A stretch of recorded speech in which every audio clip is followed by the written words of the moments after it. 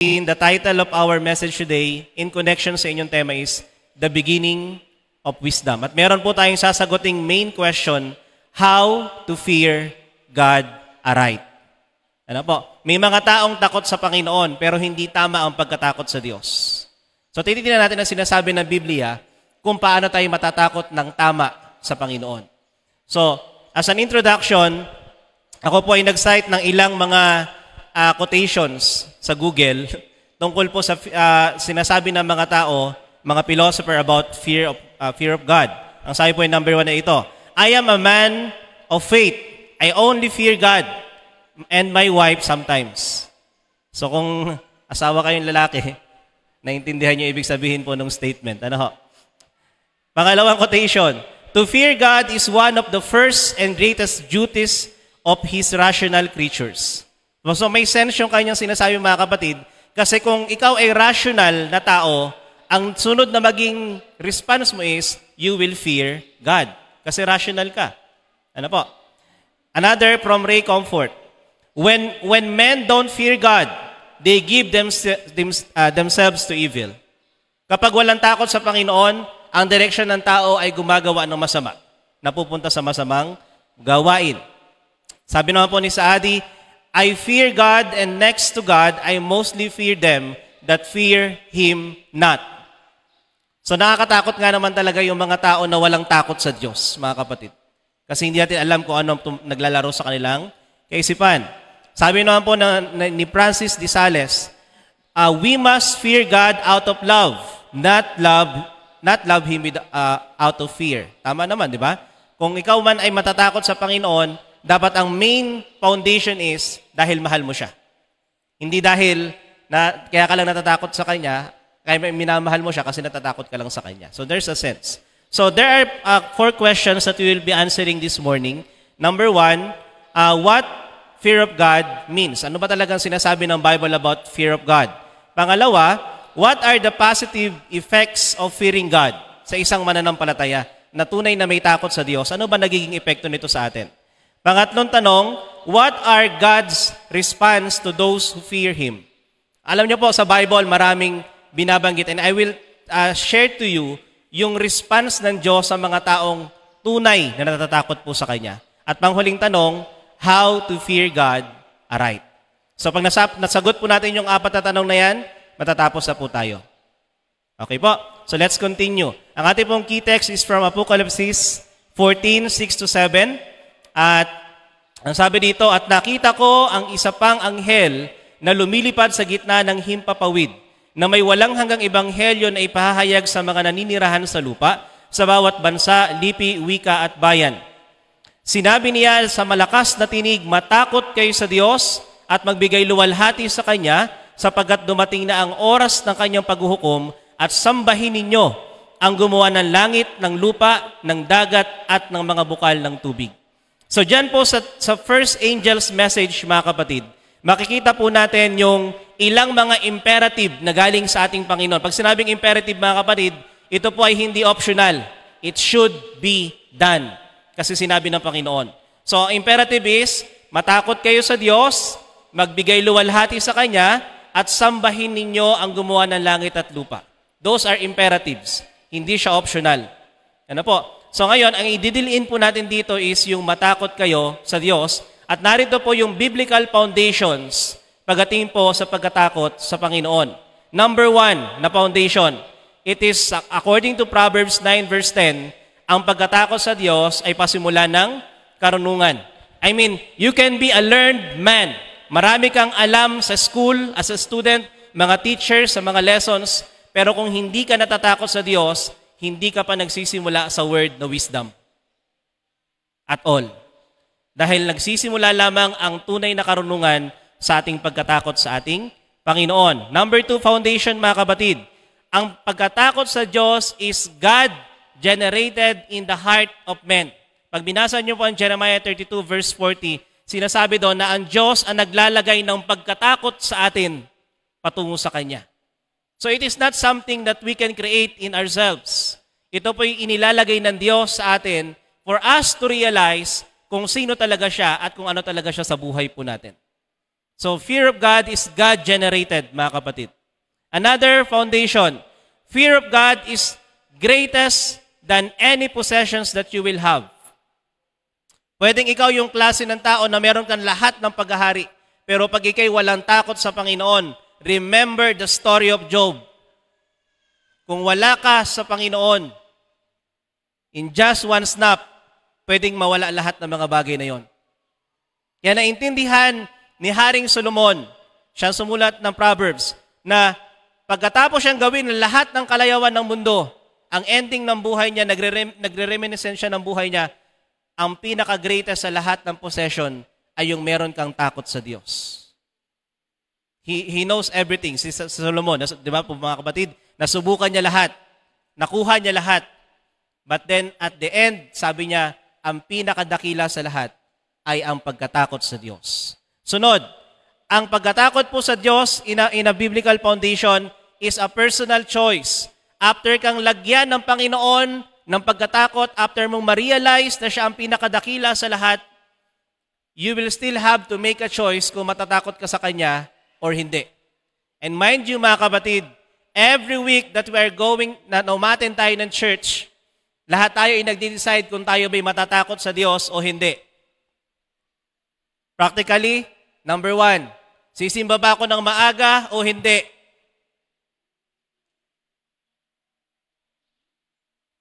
Pag hindi ka nakasimba ng maaga, I don't know your reason behind. Pero kung habit na natin po ang hindi makasimba ng maaga, then wala kang takot sa Diyos. Dahil kung may takot ka sa Diyos, you will do everything to be early in the church. Another thing, babalik ba ako sa hapon o hindi? Kung may takot ka sa Panginoon, ang pagsamba mo sa araw ng Sabat is whole day, hindi half day. Minsan nga, 3 hours lang eh. Naintindihan ko naman po kayo kasi kung nawala lang po yung pangalan dyan, mukha po talagang katedral itong inyong church. Sobrang laki. Na may nagkikwento sa akin, pag may dumadaan daw dyan, sa sign of the cross. Buti na lang may pangalang Seventh-day Adventist, mga kapatid. But my point is, if you really fear God, then you will do the best para sa Panginoon. Kasi, it's a choice. Bahagi pa rin po siya ng pagpili po natin. Another biblical foundation ng fearing God is something to be taught and learned. Natututunan siya, mga kapatid. And when it comes to learning the fear of God, hindi po siya nangyayari overnight. Ito po ay nangyayari by series of choices na inilalagay sa inyo ng Panginoon na lagi mo siyang pinipili sa buhay mo. Kaya hanggang sa dumating ang point, mga kapatid, na maideklara ang National Sunday Law, magkakaroon ng loud cry ang mga Adventists, kayong mga Adventists na magla-loud cry, you will do that. You will stand firm to your faith kasi may takot ka sa Diyos. Pero yung takot mo sa Diyos sa panahon na yon will not happen on an instant. Simula ngayon, you are making a decision whether you will fear God or not. At yung bawat decision mo sa bawat araw, yun ay magsasum up sa panahon na yon. That you really fear God more than anything else. So ito po yung mga biblical foundations. Sangayon po kay Ellen White from Education, page 242. Another precious grace that should be carefully cherished is reverence. Pagkatakot sa Diyos. True reverence for God is inspired by a sense of His infinite greatness and realization of His presence. So kung dito po sa context ng church ng Pagulingin, kung naniniwala ka na every Saturday nandito ang presensya ng Panginoon, then you will come early. Pag binigyan ka ng part, hindi ka tatanggi. Kasi you are worshiping with God and you fear God. You will do everything sa pinakamagagawa mo, maglilingkod ka sa community because you fear God and you acknowledge His presence in your life and in this church. Mawawala yung personal na kagustuhan, kundi ang mamumutawi ay yung gusto ng Diyos sa iyong buhay because you fear God. And you recognize His greatness and yung presence niya sa iyong buhay. So let's move on mga kapatid. Nakita po natin yung foundations ng fearing God. Let's answer the questions one by one. What fear of God means? Alam niyo mga kapatid, ang pagkatakot sa Panginoon ay kagaya po ng isang diamond. Na kahit saan mo tingnan, yung bawat side ng diamond, mahalaga. At merong points, mga kapatid. So ganun din po ang pagkatakot sa Diyos. In any form na ma-encounter mo ang pagkatakot sa Diyos, everything is precious, mga kapatid. So let's see. Tingnan po natin yung sinasabi ng Bible, what it means to fear God. Number 1, it is standing in awe before the Lord. Ito po yung nakasulat sa Psalms 33:6-9. Yung bang, lagi kang na-amaze, hindi ka naboboring. Lagi kang excited na kakaharapin mo ang Panginoon sa iyong buhay. Just a thought of God. Lagi kang na-excite kung ano ang i-reveal niya sa iyong buhay. Pagbukas mo pa lang ng Bible, para kang nagbabasa ng comics. Kasi excited na excited ka. Standing in awe, lagi kang amazed sa Panginoon. Kahit sa ibang tao, yung miracle na nangyari sa buhay mo during that day, napakalaking bagay sa iyo because you are always amazed of God. Yun po yung ibig sabihin na number 1 meaning ng fear of God means. So kung evaluate natin yung sarili po natin, kung tayo po ay umaattend ng church at ang feeling po natin ay parang nagiging routine ang pagsimba po natin, then we are not in awe of God. Kasi there should be always an excitement na makakasama mo ang Diyos sa iyong buhay. Even sa worship sa tahanan, mga kapatid. You will always be excited to gather around as a family, to worship God as a family, kasi you are standing in awe before God. You are always amazed tungkol sa ating Panginoon.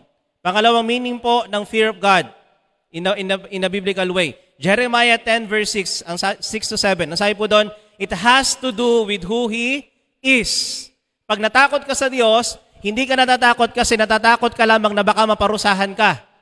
Yung pagkatakot mo sa Diyos, naalala mo na siya ay tapat, na siya ay mabuti, na hindi kanya pinababayaan, tinutulungan kanya sa problema mo, may sakit ka, inaalalayan kanya, pinapagaling kanya. Fear of God. That's what it means to fear God.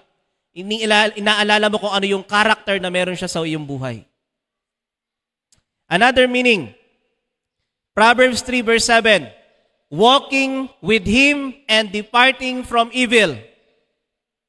Ang isang tao daw po na may takot sa Diyos, nagsisikap ng buong sikap na lumayo sa anumang anyo ng kasamaan. At kagaya ni Enoch, ni Noah, sila po'y nagsisikap na lumakad na kasama ng Diyos. Kasi, the natural result ng paglakad na kasama ng Diyos is lalayo ka sa mga bagay na masasama. At gagawin mo lamang yon only if you really fear God. Another meaning, mga kapatid, respecting God's name. Sa Deuteronomy, hindi po yan 58, sorry, it's typographical error. Deuteronomy chapter 14, makikita niyo po doon, mga kapatid, kung sa Deuteronomy, doon po inulit yung tungkol sa kautusan. At ang reminder ng Panginoon is, kaya kayo susunod sa kautusan kasi may takot kayo sa akin. At bahagi ng kautusan, mga kapatid, ay ano? Huwag mong babanggitin ang pangalan ng Diyos sa walang kabuluhan. Bakit gano'n na lamang? Bakit nakasama sa kautusan? Because God's name represents His character. Kaya pag hindi natin nagamit ng maayos o in-address ng maayos ang pangalan ng Diyos in a right way, then binabastos din natin ang character ng Panginoon. Bahagi po ng pagkatakot sa Diyos, yung nirerespeto natin ang pangalan ng Panginoon. And to be more specific, nirerespeto natin yung character ng Diyos sa buhay po natin. That's why, kung may takot ka sa Diyos, ang pinaka-main na gagawin mo sa buhay mo is to cooperate with God na ma-develop sa buhay mo yung kanyang character. Kasi may takot tayo sa Kanya. Another meaning, worshiping Him in His holiness. Bakit sa kabanalan ng Diyos, mga kapatid? Kasi ang kabanalan po natin ay kagaya po ng basahang marumi.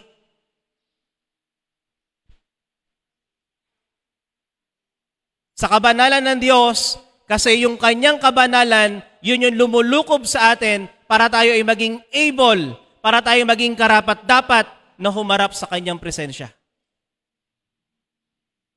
Bahagi ng pagkatakot sa Diyos, yung nire-recognize natin at naiintindihan natin na only in His holiness we can be holy. Nothing more. Another thing po about the meaning of fearing God is to be a righteous before God. Ecclesiastes chapter 8, 11 to 13, nakasulat po yun doon. Na yung mga taong may takot sa Diyos ay itinuturing ng Panginoon na mga banal, na mga righteous.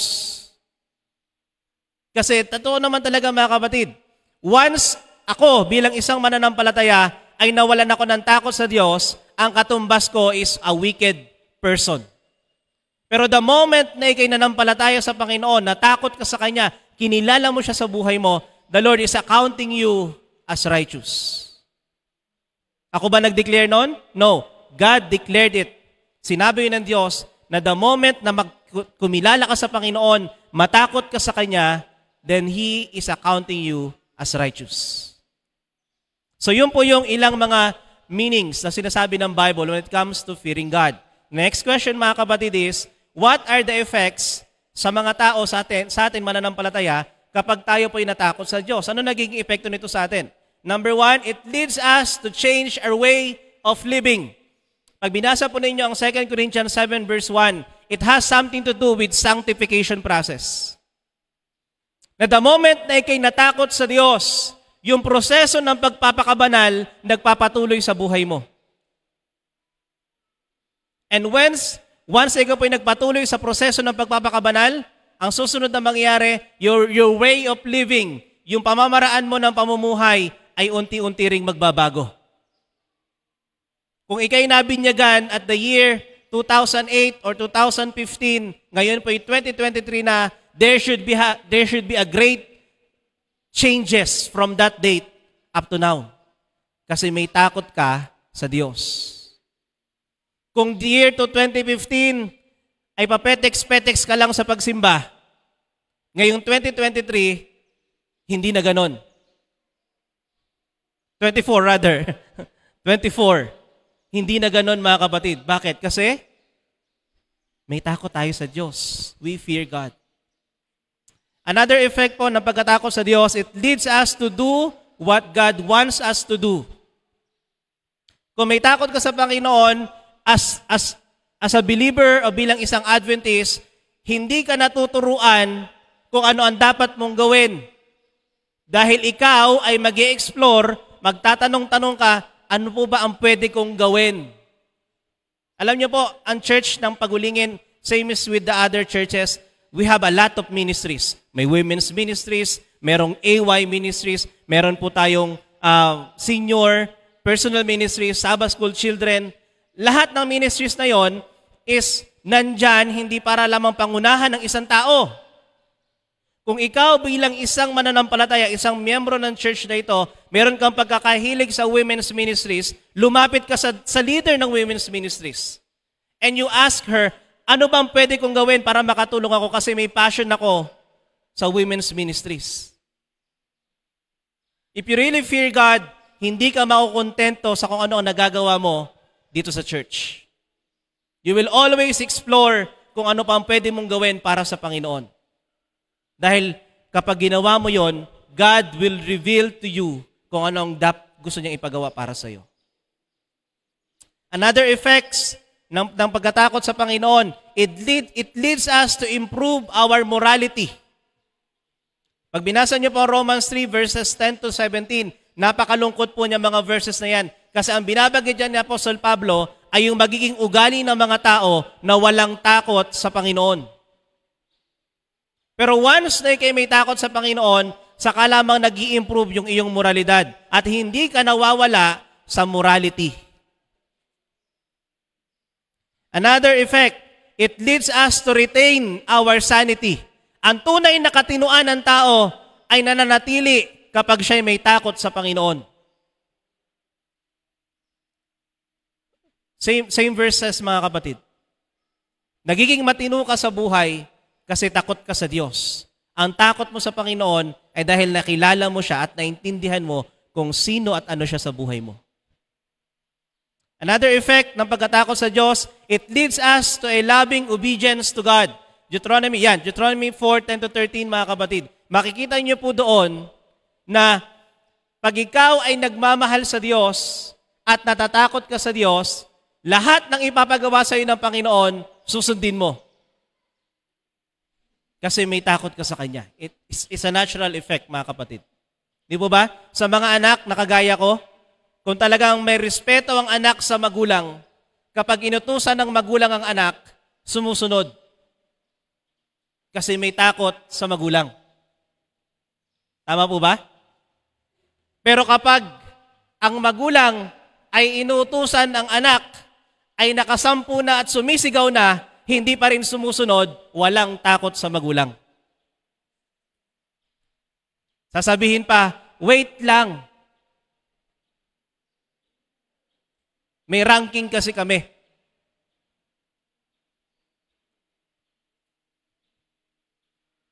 Kung ano ang nangyayari sa tahanan, dadalhin sa loob ng church, mga kapatid.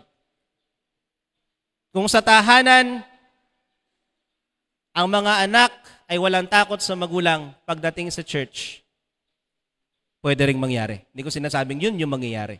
Pwedeng mangyari. Another effect, mga kapatid, ng pagkatakot sa Diyos, it leads to a better families. Pag binasa nyo rin po yung verse na yan, binabagit po sa Deuteronomy 4:10-13, na yung kautusan ng Diyos, ituturo mo sa inyong mga anak. At merong comment sa Ellen White na nakasulat po sa Adventist Home, page 185, and nakita ko mong fascinating, mga kapatid, kasi connected po siya sa fear of God. Ang sabi dito, parents, tayo po yon, mga parents, should be much at home. Ang mga magulang daw po ay dapat maraming panahon sa trabaho, sa tahanan. By precept and example, they should teach their children the love and fear of God. Teach them to be intelligent, social, affectionate, to cultivate habits of industry, economy, and self-denial. Sino daw po magtuturo nun? School? Hindi po. Parents. That's why ang pinakang premise dito na Ellen White, parents should spend more time in the home. Kasi doon unang itinuturo ang pagkatakot sa Diyos. Continuing on, sabi po dun sa quotation, by giving their children love, sympathy, and encouragement at home, parents may provide for them a safe and welcome retreat from many of the world's temptation. Hindi na pala kailangan mag-conduct ng church ng program ng retreat. Kasi sa bahay pa lang, kung ang parents ay nagbibigay ng quality time sa loob ng tahanan, yung bahay nyo pa lang is a retreat place para labanan ang mga temptation ng buong sanlibutan. Continuing on, sabi naman po sa page 202, eternal vigilance must be manifested with regard to our children. With his manifold devices, Satan begins to work with their tempers and their wills as soon as they are born. Yung mga anak daw po natin, mga kapatid, and I'm witnessing it sa aking almost 5 years old na anak, mga kapatid. Yung temper niya, yung kagustuhan niya, talagang doon dinadali ng kaaway. At kapag ang mga magulang ay walang sapat na panahon sa mga anak, magre-react ka rin in the same way kung paano nagre-react ang inyong anak. Pag nagalit ang anak mo, galit ka din. Pag nagtantrum yung anak mo, magtatantrum ka din. Na ang sabi dito sa Adventist Home, nung binasa ko siya, personally ako po yung unang tinamaan, mga kapatid. Hindi ko ginajustify dahil ako'y pastor, kundi dahil ako po'y tao din. Mga kapatid, pag nag-react yung anak ko, no! Parang namumula yung tenga ko, mga kapatid.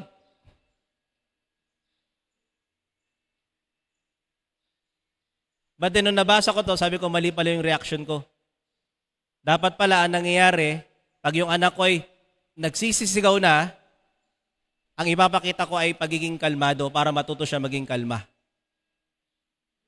Kakausapin ko siya ng maayos para matuto rin siya makipag-usap ng maayos. Pero nung mga nakaraang panahon ng buhay ko, nung kasama ko yung anak ko, pag sigaw niya, sige. Tapos kukuha ng hanger. Kasi takot sa hanger. Or belt. Pero I realize, mali pala yun mga kapatid. If we really want our children, sa ating mga magulang, na sila'y lumaking may takot sa Panginoon, sa bahay pa lang, matututunan nilang kung paano irespeto ang kanilang mga magulang. Continue mo yan, sabi dito, ang ginagawa ng kaaway is yung kanilang will, yung kanilang temper, yun talaga yung kanilang talagang dinadali para yung mga anak po natin ay maging paraan para tayo po'y tuksohin.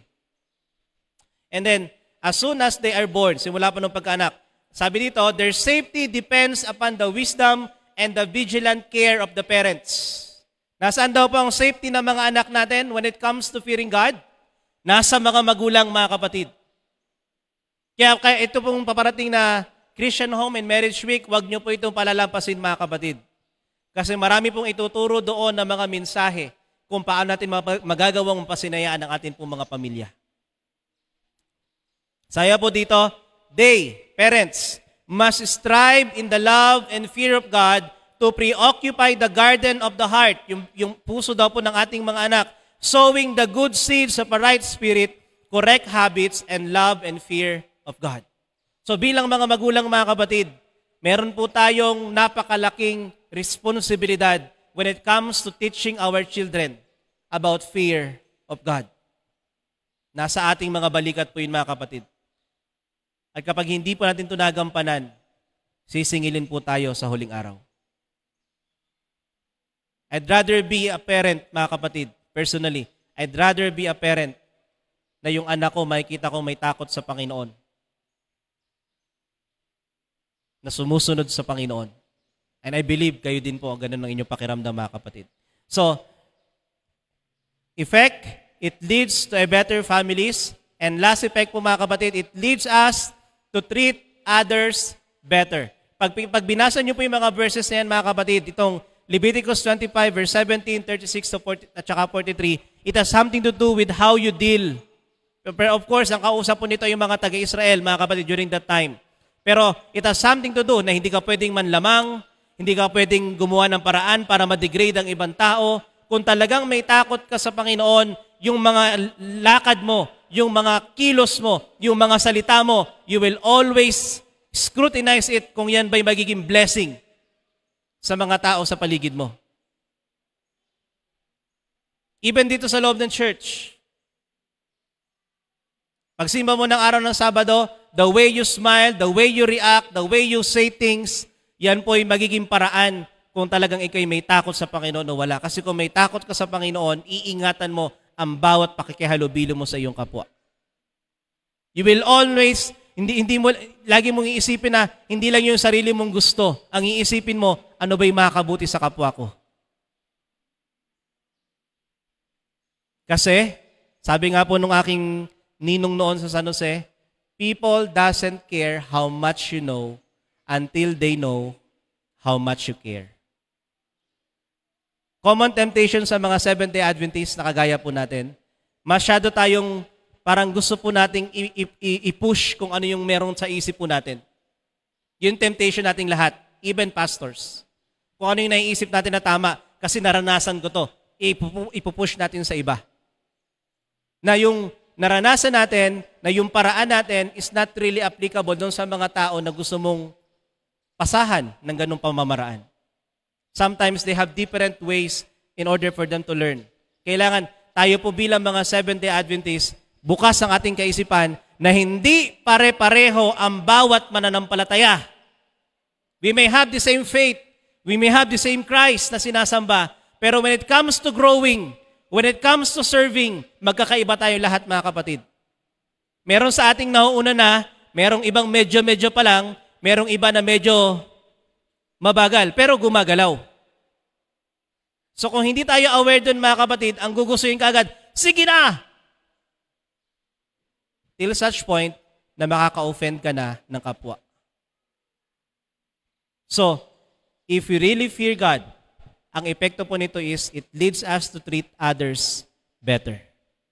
Now, ano po yung response ng Panginoon when it comes to fearing Him? Ito po yung response ng Panginoon. Number 1, ang Diyos ay nakikinig at pinapakinggan yung mga taong may takot sa Diyos. I mean, worldwide, with more than 8 billion na mga tao, mga kapatid, maybe 10 billion na ngayon, sa dami ng tumatawag sa Diyos, mga kapatid, yung iba doon, yung tumatawag pa doon na iba ay masasamaan loob. Panginoon, bakit may problema na naman ako? Panginoon, bakit ako may sakit na naman, nagliling? Di ba, may himutok. Pero iba ang pandinig ng Diyos sa mga taong tumatawag sa Kanya kasi may takot sa Kanya.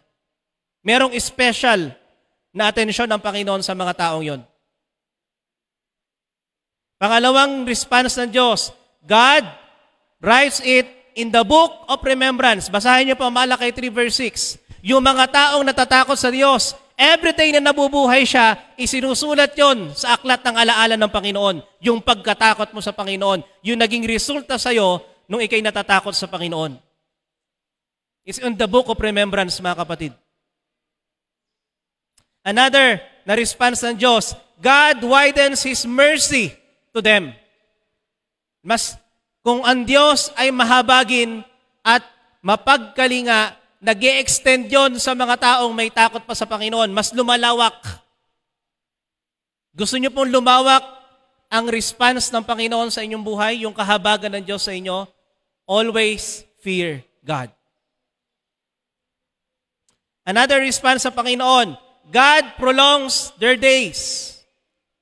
Pag binasa niyo po ang Proverbs 10:27, mga kapatid, ang sabi doon, yung mga may takot sa Diyos, humahaba ang mga araw, samantalang yung walang takot sa Diyos, umiikli ang taon.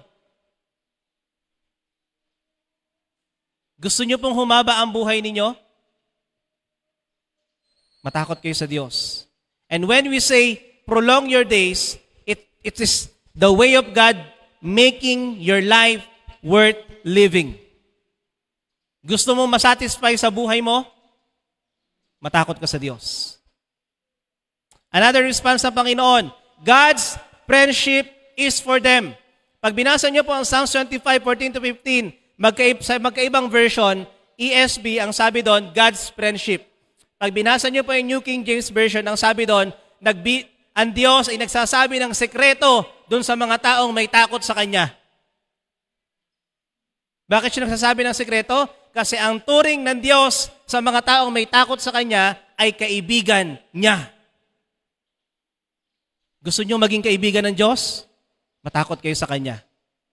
At kung kaibigan mo ang Panginoon na dahil may takot ka sa Kanya, you will always be open to God's revelations in your life. Another na response ng Diyos, God's eyes are upon them. Yung tingin ng Diyos, yung special attention, nandun po sa kanila, mga kapatid. And then God honors their family. Yun daw po mga tao na may takot sa Diyos at nagmula sa pamilya na may takot sa Diyos, God honors them. At hindi lang basta ino-honor doon sa sangkalangitan. Pansinin niyo po itong quotation na ito, mga kapatid, ni Ellen White. Adventist Home, page 322. Fathers and mothers who make God first in their households, who teach their children that the fear of the Lord is the beginning of wisdom, glorify God before angels and before men, Christ is not a stranger in their homes. Gusto niyo po na si Kristo ay maging palagay sa inyong tahanan? Then in your home, learn the fear of God. His name is household name, revered and glorified. Continuing on, ito pa yung sabi, angels delight in a home where God reigns.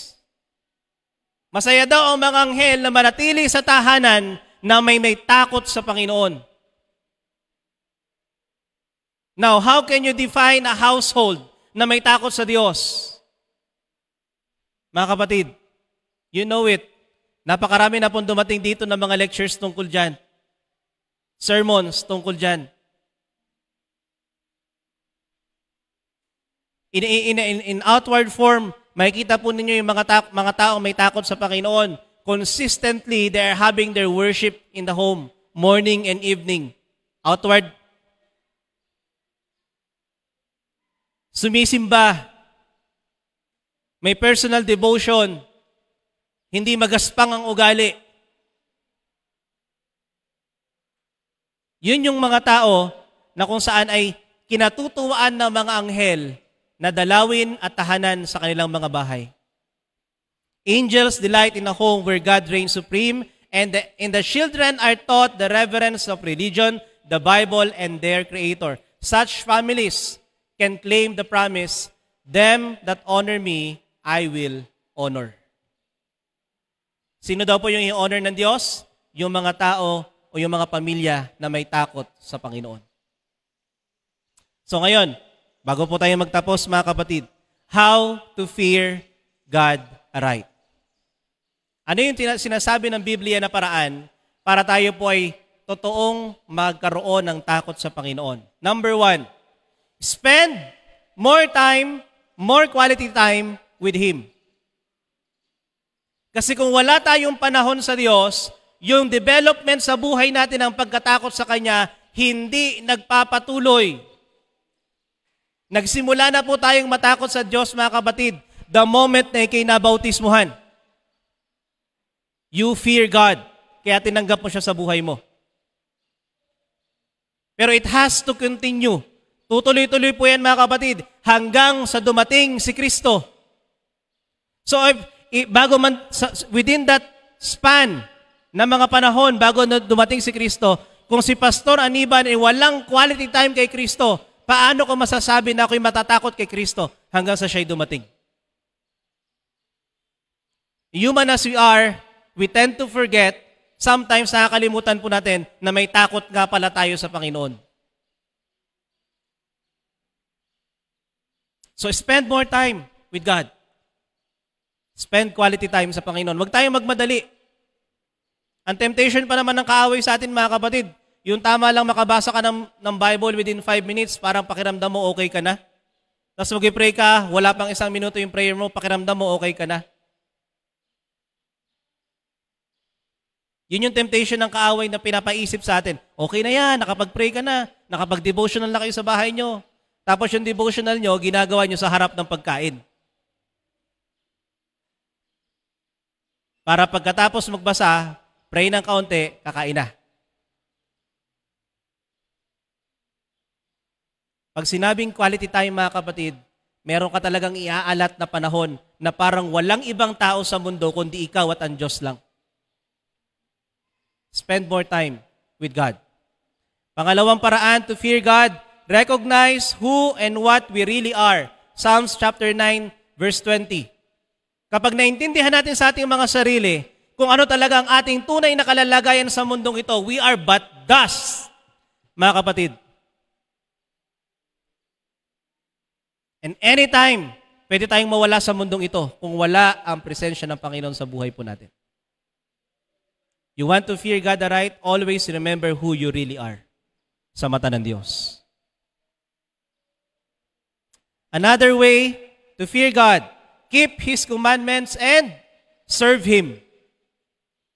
Yung paglilingkod sa Panginoon, mga kapatid, is never an optional. Maaring yung mga leaders po ninyo dito, hindi kayo pinipilit. Kasi hindi naman na pala, talaga tayo dapat pilitin, mga kapatid. Because if you truly fear God, service is magiging bahagi ng buhay mo. Yayain ka man o sa hindi, sasama ka sa paglilingkod. Because you fear God. And as you serve, habang naglilingkod ka, nandun kayo sa inyong mga care groups, nandun kayo sa inyong mga community na inaalagaan, doon din nasisimulan na manurture sa buhay nyo yung pagkatakot sa Panginoon. Another way to fear God, mga kapatid, hold fast and cleave to Him. Yung word na cleave, mga kapatid, yan po yung katumbas ng word na sinasabi po doon sa Genesis, na iiwan ng asawang lalaki ang kanyang pamilya at makikisama sa kanyang asawa. So, when it comes to fearing God, mga kapatid, yung parang kasal ka sa Panginoon, yung parang hindi kayo pwedeng paghiwalayin kahit bawian ka ng buhay. Yun yung naging experience ng mga apostles po natin. Kaya kahit ipako ng patiwarik, prituhin sa kumukulong mantika, i-banish doon sa Patmos, hindi nila binitawan ng Panginoon kasi they are cleaving with God. Because they fear God. Another po mga kapatid, give offerings to God. Pag binasa po ninyo ang 1 Chronicles 16-29, bahagi ng pagkatakot sa Diyos ang nagbibigay ng offering sa Kanya. At pag binasa nyo pa ang sinasabi ng ibang mga talata, huwag kang pupunta sa bahay ng Diyos na wala kang dala. Because you fear God. Offerings may be optional. Kasi it's your choice based on your love sa Panginoon. Kaming mga pastor, wala po kaming karapatan na i-define kung ano po ang inyong binibigay na offering, mga kapatid. Kung ang tithes mo ay 1,000 at ang offering mo ay 5 pesos, wala kaming masasabi doon. Because it's your choice. Pero kung yung pagmamahal mo sa Panginoon is worth 5 pesos, then you need to check yourself. Kung ang halaga ng pagmamahal mo sa Panginoon ay based lang doon sa kaya mong ibigay na iniisip mong gusto mong ibigay, then you need a reality check. Kasi pag binasa po ninyo ang 2 Corinthians, yung gasgas na mga talata sa 2 Corinthians, chapter 9, verses 6-8, 6-9, 6-8 hanggang 8 mga kapatid.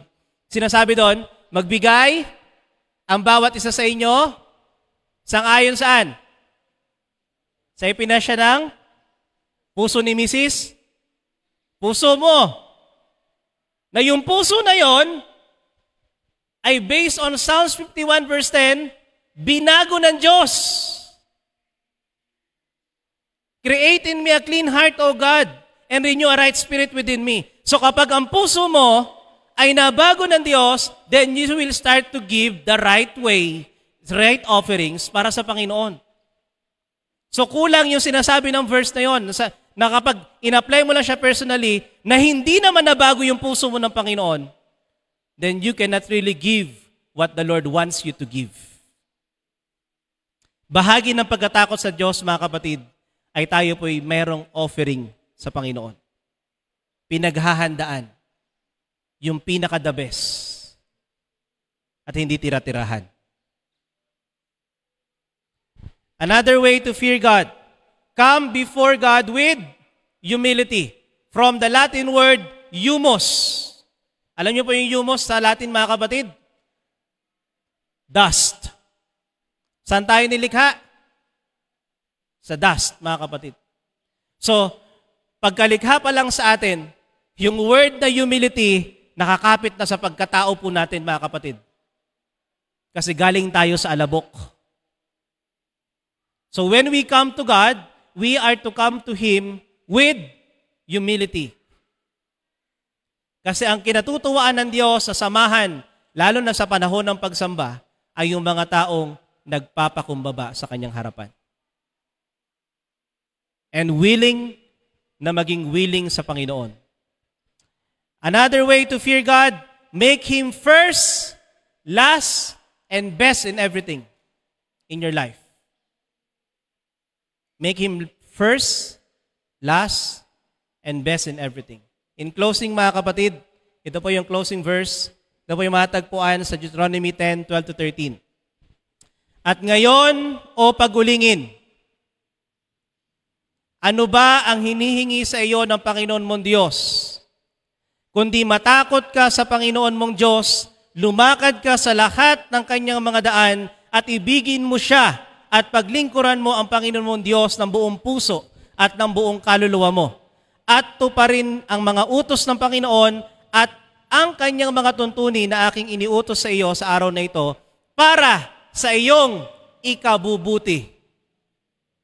Bakit sinasabi ng Diyos na tayo po'y matakot sa Kanya? Hindi para maging niya yung authority niya sa pagka-Diyos. Sinabi ng Panginoon na matakot tayo sa Kanya para mapabuti po tayo. At the end of the day, mga kapatid, when it comes to fearing God, is for our own benefit. Dahil alam ng Diyos na kapag natakot tayo sa Kanya, then we will be open to Him at hahayaan po natin siyang gumawa sa buhay po natin. Yun lang ang hinihingi ng Panginoon.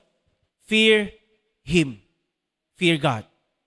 Kung natanggap niyo mga kapatid ang mensahe ng Panginoon ngayong umaga tungkol sa pagkatakot sa Diyos, sumain niyo po ang pagpapala ng ating Panginoon. Ito po aking dalangin sa pangalan ni Jesus.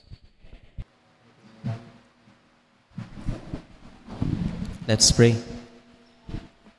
Mapagmahal po namin Panginoon, ngayong umaga, mula sa liwanag ng inyong mga salita, kami lahat ay pare-pareho po ninyong tinuruan kung paano po kami matatakot sa inyo, Panginoon. At naniniwala kami, Ama, na sa pamamagitan ng inyong biyaya, sa pamamagitan ng inyong concern sa aming lahat, Panginoon, ang pagkatakot sa inyo ay hindi magiging imposible sapagkat nandyan kayo para alalayan kami. Ang hiling lamang po namin, dakilang Diyos, bilang inyong mga anak, tulungan niyo po kami na matuto laging magpasako po sa inyo. Na lagi po naming i-recognize kung sino talaga kami at kung sino talaga kayo, Panginoon. Nang sa ganun po, Ama, ay magiging willing kami na maging willing para sa inyo, Panginoon. At dakilang Diyos, idinadalangin ko po, na gaano man kahirap ang pamamaraan para kami po'y matutong matakot sa inyo, nawa po ay tulungan kaming lahat kasama ng mga piling anghel na ang pagkatakot sa inyo, Panginoon, ay po matututunan hanggang sa dumating ang aming Panginoong Jesus. At ngayon, sa lahat ng mga kapatid, mga bisita dito po sa Iglesia ng Pagulingin, sumainyo at sumating lahat ang pag-ibig ng Ama, ang biyaya ng Anak, at ang patuloy na pagpapalakas ng Banal na Espiritu ngayon at magpakailanman sa pangalan ni Jesus. Amen.